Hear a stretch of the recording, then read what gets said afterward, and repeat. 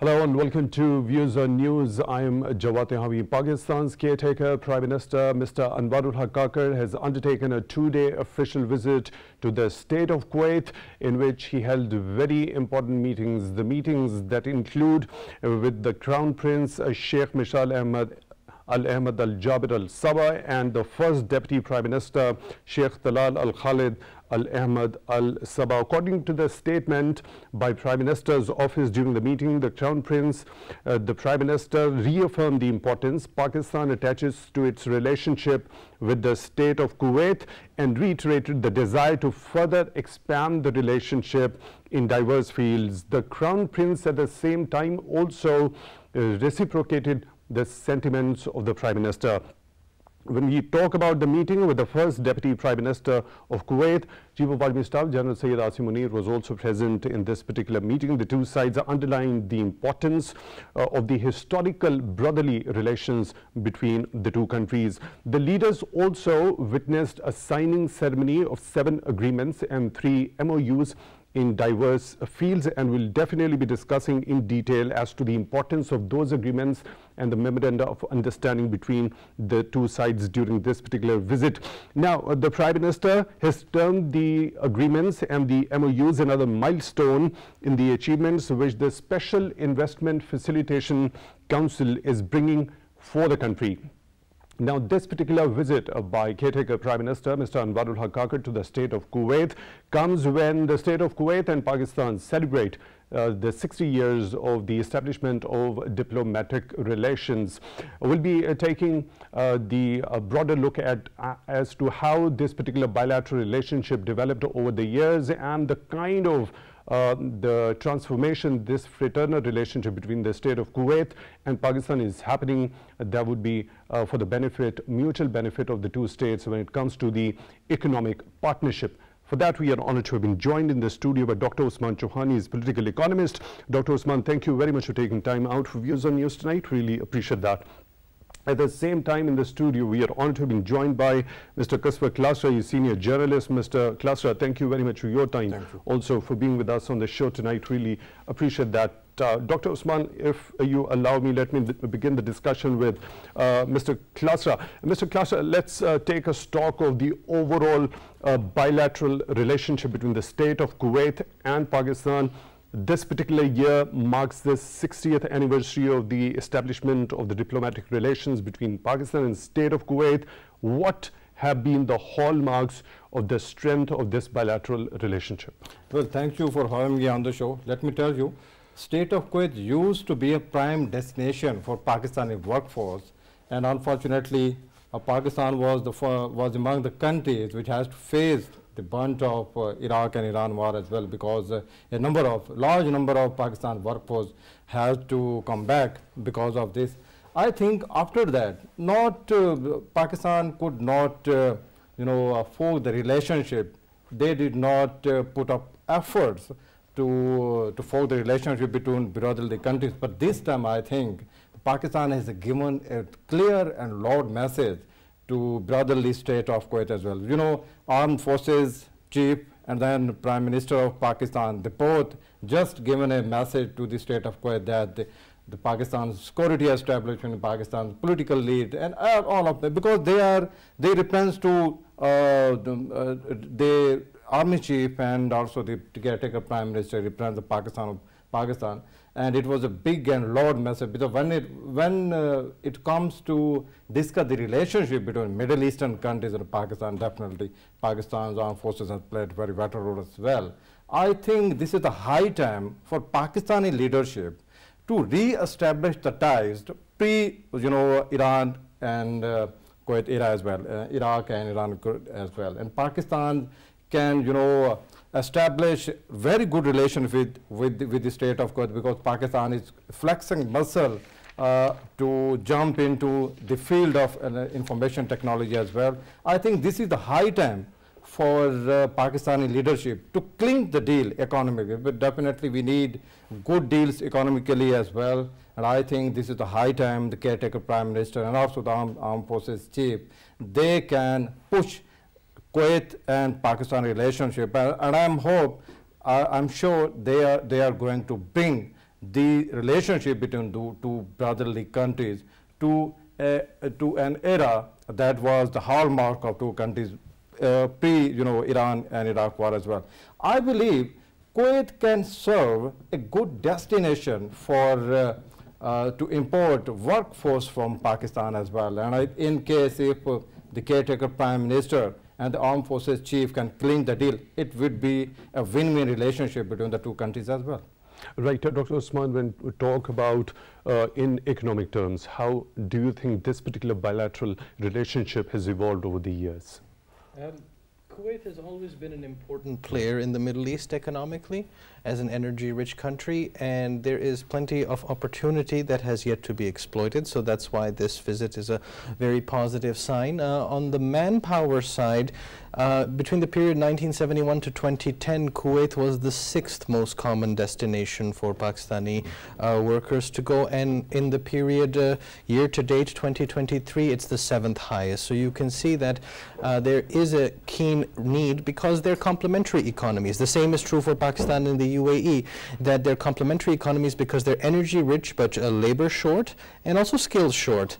And let us not forget that our country played a very important part in building these societies in terms of contributing the labor power to establish the foundations of their cities, their infrastructure, and for a continued organic relationship between the peoples. So Kuwait is sometimes overlooked because its economy perhaps isn't as large as Saudi Arabia, which is $0.8 trillion, and UAE, which is about $500 billion. But Kuwait is a very important player in its own right, and we shouldn't forget that. Right, when you talk of labor shortage and skill shortage, how do you think both the states can join hands and collaborate in order to overcome these two?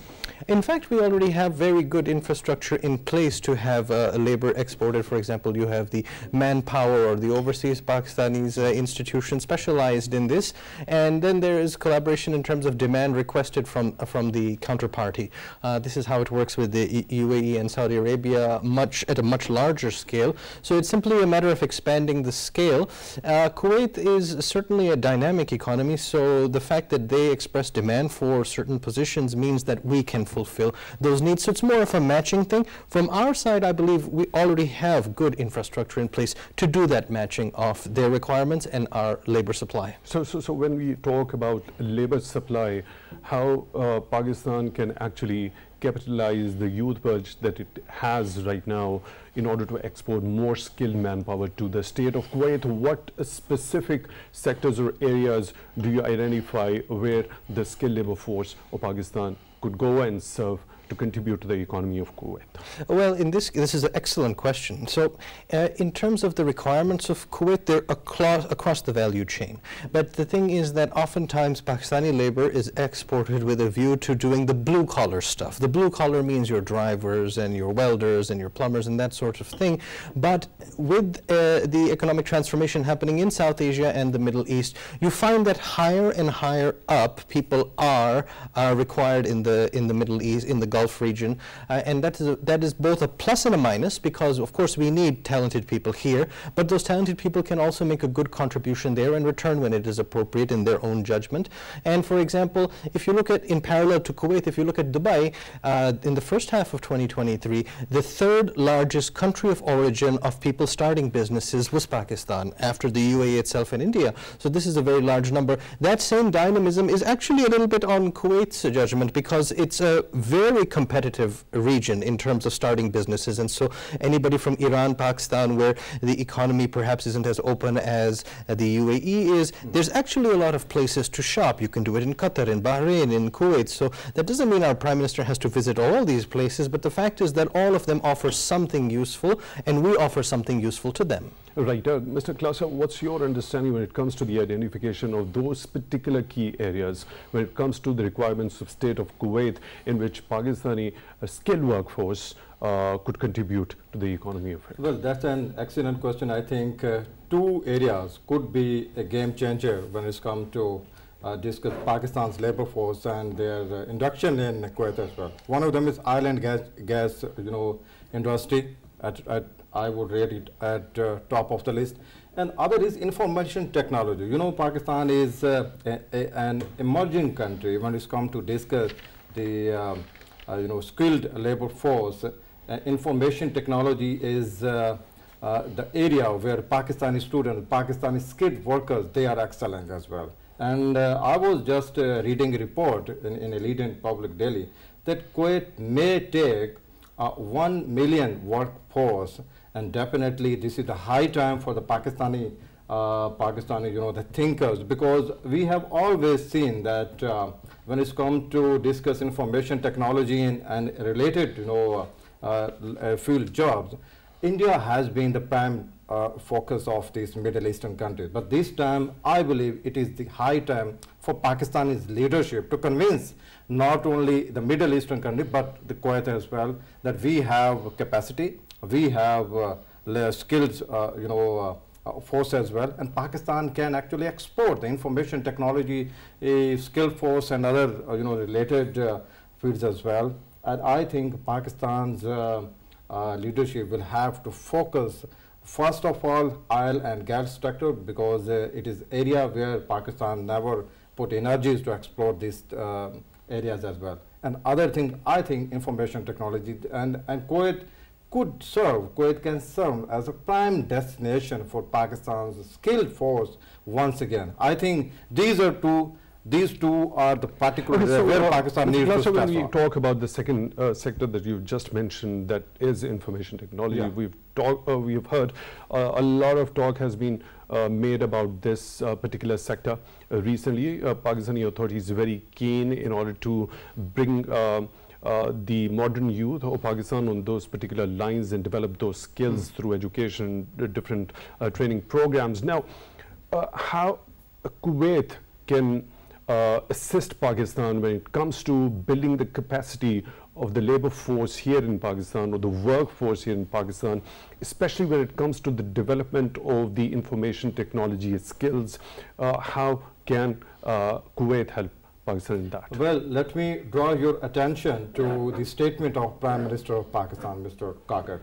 A couple of days ago, he just stated that Pakistan is actually exporting $2 to $3 billion of export when it's come to information technology. But he steps upon the need to take it forward and make it $10 billion as well per annum. I think Pakistan has actually taken an elaborative step to flourish, information technology related fields in Pakistan as well. We have capacity, we have power force, and as I told you earlier that Kuwait is actually flexing muscle to import information technology related, the manpower as well. I think this is the high area where Pakistan can push and also export as Kuwait as a prime destination once again. I think this is up to the Pakistani, the think tanks and also the Pakistan's government as well. Do you think they have been working for a long time as well. Do you think more and more capital is required in order to build that infrastructure, in order to impart that training and the skills among the youth when it comes to the IT sector? The reality is that soon after the launch of CPEC in Pakistan, Pakistan has taken elaborative measures in its various fields, including information technology. I have some information that the Pakistan has been during last 3 to 4 years. The Pakistan focused on 2-3 particular areas, and among them, IT, the sector has been the priority of Pakistani government as well. I think Pakistan has capacity, and they can provide the skilled labor force to Kuwait. And as I told you earlier, that this is now up to the government of Pakistan to export, to convince, Kuwait, government of Kuwait to import workforce from this particular sector from Pakistan. Because as I told you, that Middle Eastern countries have been importing especially the IT workers from India. I believe this is the high time, this is the age of information technology. We have just taken an elaborative step to introduce 5G in Pakistan. I think this is the prime, area, and Pakistan needs to explore it. We already have taken elaborative measure to build some institution in Pakistan, and I am confident that the Pakistan has the capacity and we can provide the skilled labor force not only to Kuwait but to all of the Middle Eastern countries where information technology sector has grown to a great extent. I think Pakistan can provide labor force to them, and Pakistani leadership will have to focus on this particular area. Right. Dr. Usman, what's your understanding when we talk about exporting the manpower from Pakistan, specifically in the information technology sector, to Kuwait in particular? What's required for imparting those skills and training among the youth world here in Pakistan? It's a very profound question because it operates at many different levels, Jawad Saab. So when I frame this, I don't frame it in terms of their government doing this or our government doing that. I frame it in terms of it being a market, a competitive market on the supply and the demand side. So on the demand side for our labor, there's the UAE, Qatar, Bahrain, Saudi Arabia, etc. And on the supply side, there is Pakistan, Bangladesh, India, and Sri Lanka. And so our competition is with these other South Asian countries to be a cut above.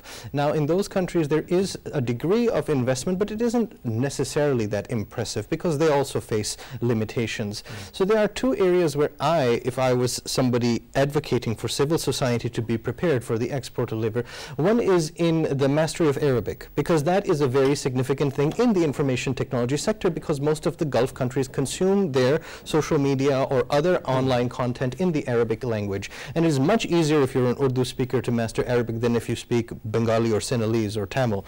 So we have that advantage. The second thing is in having a more docile character. And this is a subtle point, it's a bit sensitive, but the people of Pakistan in many Gulf countries are viewed as a little bit high-minded relative to other South Asian countries. For example, in Bangladesh, people are a little bit more docile, so they're a bit more easy to control by the employer. Same with the Sri Lankan people. So we have to be a little bit more charming in terms of the competition for it, because to an Arab employer in Kuwait or elsewhere, we all sort of look alike. So the one that is the most smiling and most docile and does the best work is the one who's going to win. So there's a charm element, and no government can train you to be charming. This is a sense of character, and character building is something we have to do in our society at all levels, but it has a huge economic impact. So what I understand from it is it comes under the ambit of the soft skill development, right? Precisely.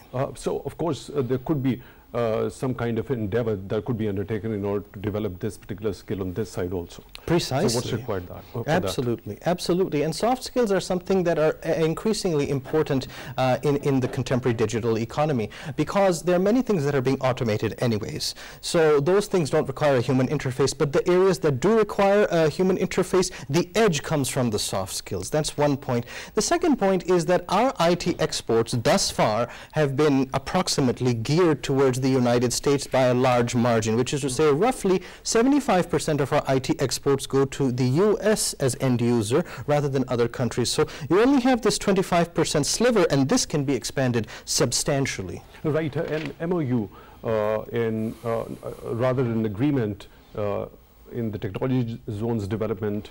And how do you think this has been signed? How do you think it's crucial to tap into the potential when it comes to specifically from the IT sector, the technology zones development? The technology zones logic is very robust, because we see this, it's called cluster theory in economics, that once you have one good tech company in a place, there's often a cluster that builds around it. Other companies tend to come there either for the human resource or for the infrastructure, or because they want to pick off strategic employees. So they often band together, and that was the logic behind Singapore or Silicon Valley. So having a technology zone dedicated to it is a very strong thing, because you will automatically see more and more of the people tend to come together, share ideas, pick off the best employees, etc. So clustering in special technology zones is a very positive and well thought out step, because it works in other countries well as well. Right, Mr. Klasra, your understanding of this, the technology zones development, how crucial is that?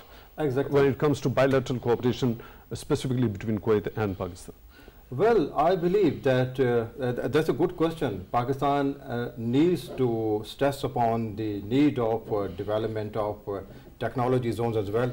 And I will draw your attention to CPEC. When CPEC was launched here, we first came across the idea of economic zones as well. I think on the similar lines, in case if Pakistan needs to enhance its export of IT and IT sector as well, skilled labor force as well, I think Pakistan needs to establish IT, the zones in Pakistan like Silicon Valley, as my colleague has beautifully explained it. I think this is the high time for Pakistani government, Pakistan's private sector as well, because if we want to enhance the IT related exports, definitely Pakistan will have to take steps, and it must give incentives to the foreign investors as well. We have to draw attention of foreign investors as well, and it is a good idea that you have just raised, that the Pakistan should incentivize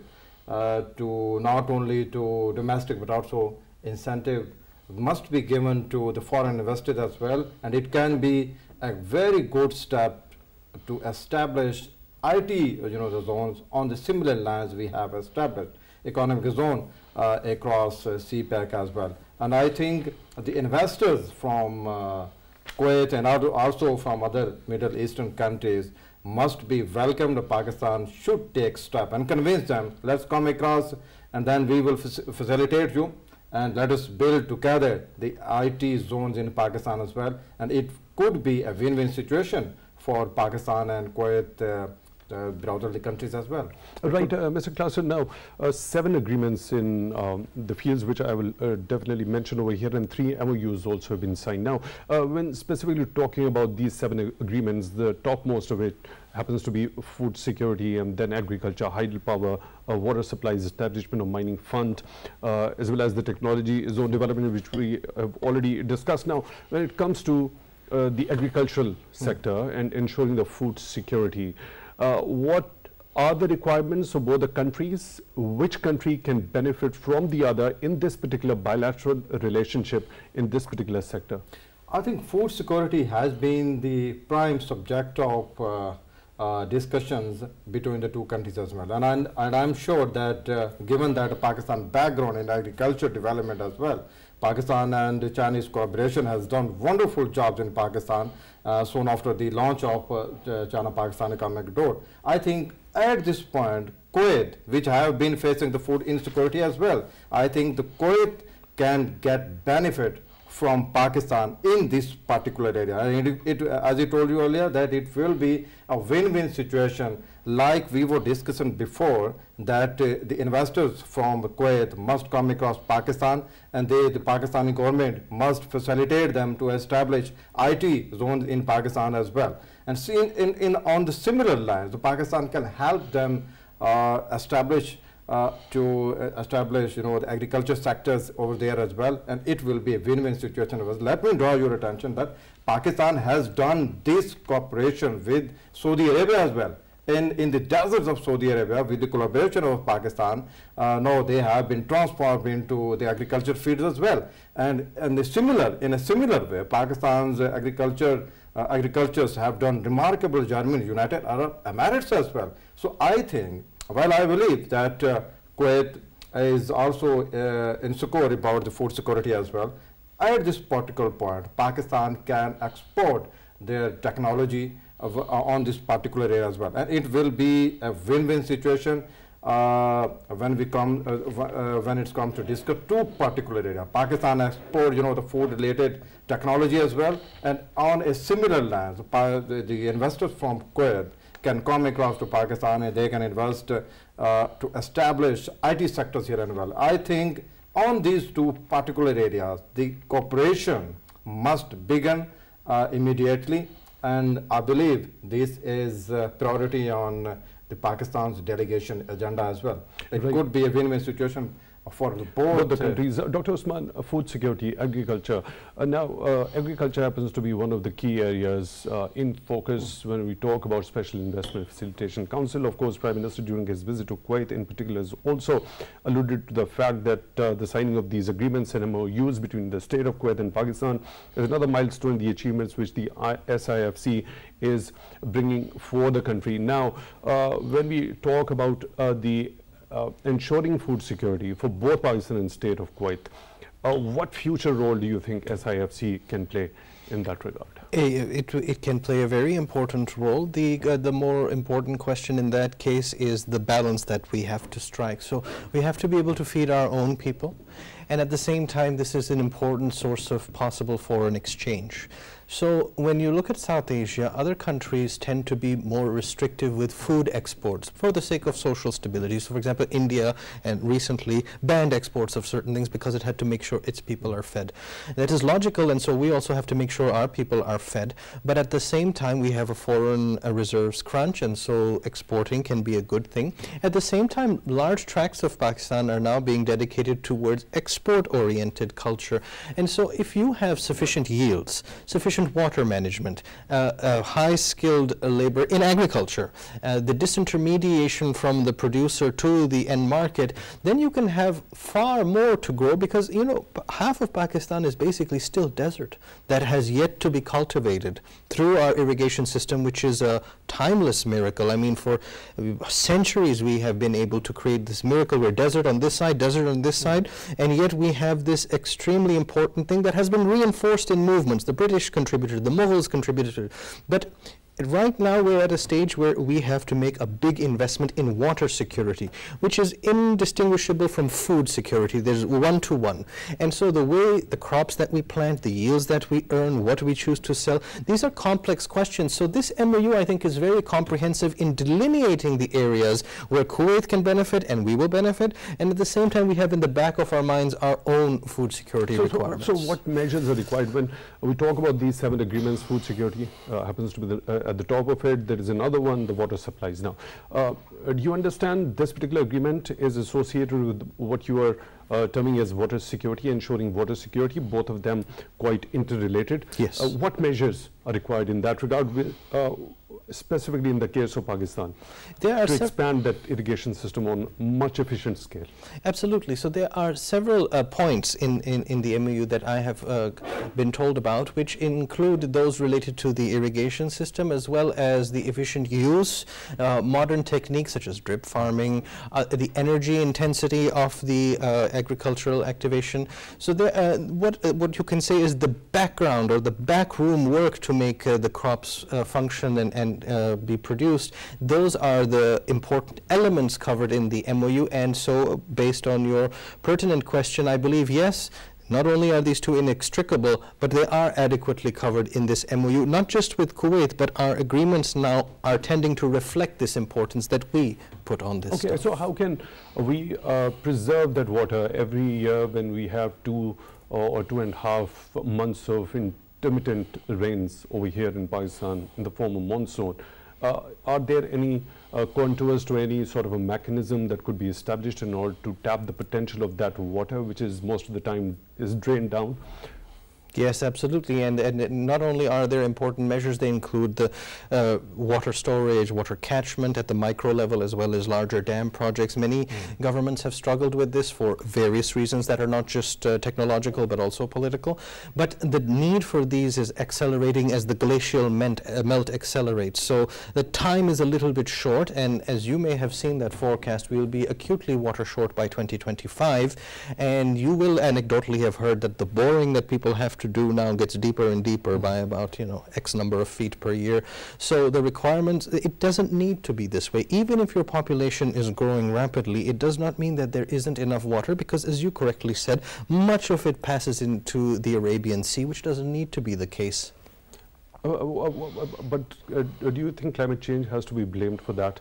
Because as you mentioned, more of glacial melt is also happening. Exactly. So how to deal with that one also? It adds an additional constraint, but we have to be very pragmatic and very realistic about the requirements of our national security, which means that we have to have water as a priority. Yes, there is a big climatic effect, but then human beings in this part of the world, specifically what is today Pakistan, have dealt with severe changes in the climate over 6,000 years and done so very well. It would only be part of a long-standing tradition to serve and channel nature for our sustainability. Right. Mr. Klasra, your understanding when it comes to ensuring water security here in Pakistan, and especially preserving that water, especially during the monsoon season? Well, no doubt about that, that Pakistan is one of the scary countries where water storage has become a biggest problem as well. I think only solution to this problem would be to build as many as dams, smaller, medium, and definitely, as you have rightly pointed out, that Pakistan is a water scarce country, and just to preserve the water, we will have to stress upon the need of building dams. I would stress again, we need to build dams, hundreds of the dams across Pakistan as well, not only in the northern area, but also in Punjab and in Balochistan as well. Recently, I will draw your attention to what happened there in Balochistan. Okay, we were in a position to reserve the rainwater as well, and technologically the world is going to employ the modern techniques as well. Just take example of Bangladesh and also our eastern neighbor India as well. They have built hundreds of smaller dams as well, and we can do it. It's not a rocket science. Just to preserve the water, we will have to build hundreds of smaller and the bigger and largest reservoirs as well. I believe this is the only solution to this the problem as well. And I will also appreciate my colleague that the way he explained that we will have to employ modern techniques, right, the water management as well. And Pakistan has taken some elaborate measures in this particular area as well, but definitely we are far behind the world as well. And reality is that Pakistan will have to employ modern techniques, and first and foremost thing is just begin with building dams. Smaller, hundreds of smaller dams as well, we need it. And apart from that, definitely the new and modern irrigation system will have to be taken care of as well. Pakistan has made some advancement with the help of China as well when it comes to the modern irrigation system and its implemented in Pakistan. But I think these are very small steps. Pakistan claims to be an agriculture country, but sadly, in recent years, we have been importing, the wheat and flour as well. And I think this is not good for the nation as well. For a country which claims to be agriculture country, and we have been importing, the wheat from Ukraine and Russia as well. I think it has to be stopped, and we can improve just by the establishment of as many dams we can build. And apart from coupled with that, we must use the modern technology when it's come to the irrigation system. These are the key points. Right. These are the game changers, let me tell you. Right. Dr. Usman, when it comes to ensuring food security, other than agriculture, what key areas do you identify? What importance do you associate with livestock? That's a very good point, that there is more to it than just producing more. One area is indeed livestock, because there is a bit of a trade-off in terms of how you use the land. Either you use it to grow the crops or you use it for the livestock to graze the land. In terms of the value addition, actually livestock sells quite well abroad. It is actually easier to sell. It has a higher revenue per whatever the units are of the certain number of calorie units per animal versus for that. And the other thing is, we tend to also grow a lot of crops that are too water intensive. Rice, for example, that means you have this much water just sitting there across a vast area. This is not water efficient. Cotton is just a lot of water put together, basically. So what we grow on the agriculture side is also worth considering. Livestock for export, as you mentioned, is an excellent idea. And there's an additional thing about the supply chain. Kindly hold your thought over here before heading towards more discussion into looking into the livestock sector. When you talk of rice and cotton in particular, they consume water, as you mentioned, a lot. Yes. Right? Yes. So should we stop growing them altogether, or what's the solution? Absolutely not. But rice can be substituted for other staples. That's one thing. And cotton, you can't eat it anyways. So your food security element isn't covered by that. It's just that you then put it into textile along with some inputs that you import, and then you export that. So that's on the foreign reserve side. But you can't eat your cotton. So you have to consider, if you have this much land and this much water and this much technology, how are you going to get the maximum out of it for your overall security paradigm? So that's why cotton, perhaps, is something that is what could be an alternative to growing rice? There's plenty of things. There's something, staples-wise, there are things that, for example, aren't a part of our diet but should be. For example, yam is one, something like potato. There's a long list of substitutes that many other regions of the world with similar climatic conditions employ, and they're just not a portion of our taste. And so they're substitutive, because rice is a taste inculcated in South Asia, but it used to grow in East Pakistan. And it's on our, just like jute is on our coat of arms. I don't know why, because we don't grow jute. So we really have to think about where we stand versus where we used to be. So on the livestock thing that you had brought up, I think it's a good point. And in addition, the value chains, meaning the storage of things and the spoilage of things, is a very serious thing in our country, because not everything that is produced actually gets to the end market. And on that front, there is, although it has been reduced thanks to the efforts of subsequent governments, the arthi, or the middleman portion, is very distortionary in the economy. This is a parasitic element, essentially, because this goes back to colonial and pre-colonial times. It doesn't need to exist. You should have a streamlined value chain, well tracked, so that what is produced goes to the end consumer and the farmer gets good value for the money, so that they can invest in better technologies. There are many programs that have been done in developing countries where something like the middleman used to exist. Of course, it requires the exercise of power, state power, to disintermediate them, but then there were also the implementation of technology, for example, computers to track the produce in its batches moving across, then monitoring the spoilage or the silos and all of that. So technology was a big part of it, state power was a big part of it, and giving better incentives so that middlemen aren't required at any level helps a lot. So what's required, other than this particular phenomenon that you've just mentioned, in order to improve the storage and reduce the spoilage?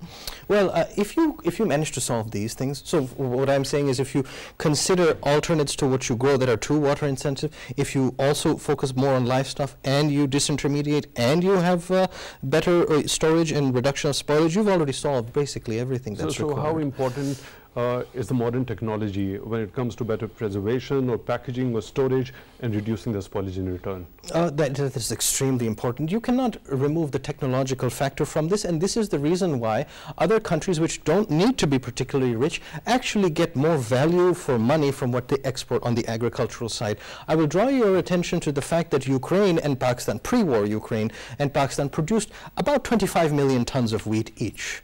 And that is considered a wonderful amount for Ukraine, but we happen to do exactly that much too. But the thing is, they have a reasonable sized population of just 40 million people, which tragically is reducing because of flight and because of warfare. We have grown so far in our population that we have to consider the assumptions of what we project. When your population grows at 3% per year, you're adding 60 lakh people every year. That means that by the time our conversation's duration is complete, you will have added about 5,000 kids. 5,000, and each of them needs a job, each of them needs to get married. That's the point, actually. It's a very serious problem. Ukraine, I would humorously put to our audience today. So what's required to have that population control? I've seen a lot of good messaging coming out recently that they say that you have to think about the resources you have and whether it's sustainable. So if you have too many kids, your expenses will be too much. If you don't have kids, then you will not fulfill your natural life. So there is a trade-off, and the messaging is that 2 parents, 3 kids is reasonable. But we have many people who are having 9, 10, 11 kids, and they don't invest in this. There are biological and economic reasons why we do it in such a manner in Pakistan, but it has to be addressed in a more intense manner. Population control, Mr. Klasra, your take regarding that? Definitely. My colleague has actually explained beautifully that Pakistan needs to adopt birth control as well. And why don't we learn from Chinese, our friends in China as well? Why don't we, why don't the government imply the one-kid policy as well? just learn good things from your friends and the neighbors as well. And, I think it could be a game changer for Pakistan to make it, a part of China-Pakistan economic door as well, that we must learn one kit policy from China as well. This is the way the China, control their birth rate as well. Why don't we learn from our friends in China as well? And regarding another question you asked from our colleague, that Pakistan doesn't need to stop, producing wheat and cotton as well.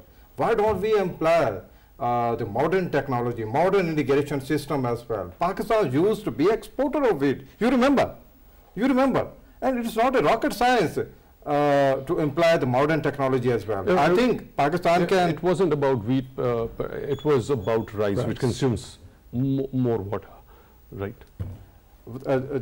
Textile export has been the hallmark of Pakistan as well. I think I will stress upon the need to employ modern irrigation system when it's, whether it comes to the produce wheat, flour, rice, and any crop as well. And again, I would stress, why don't we learn from China as well?